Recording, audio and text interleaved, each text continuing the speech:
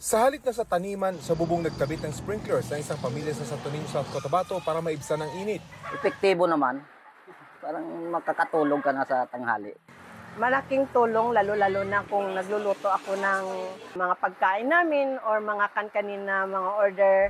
Sa bayan naman ng Tampakan kung saan natuyo na ang mga ilog, sapa at batis, araw-araw na ang pagrarasyon ng tubig sa ilang barangay.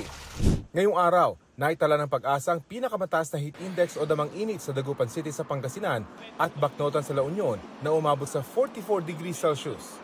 Danger level na ang kategoryang yan ng Pag-asa. Ibig sabihin, posible ang heat cramps at heat exhaustion na maaaring mauwi sa heat stroke. Heat illness, dehydration ng umpisa, tapos cramps, fatigue, tapos tuloy-tuloy sa heat stroke. So the key is at all the stages kailangan ma-prevent mo.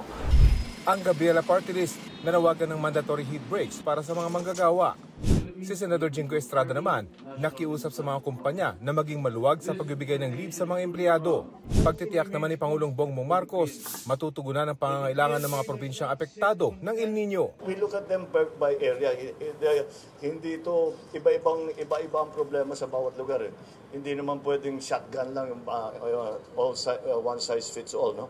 Pagmatagalan na nga daw ang problema ng painit na panahon dahil sa global warming dulot ng climate change. Pero may isang paraan na matagal ng subok pero hindi gaanong nagagawa, ang pagtatanim ng puno at ang paglimita sa pagputol sa mga ito.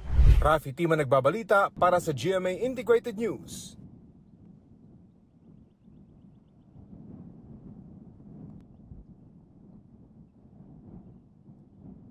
Huwag magpahuli sa mga balitang dapat ninyong malaman.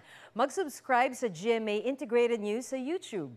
Sa mga kapuso abroad, subaybayan nyo kami sa GMA Pinoy TV at sa www.gmanews.tv.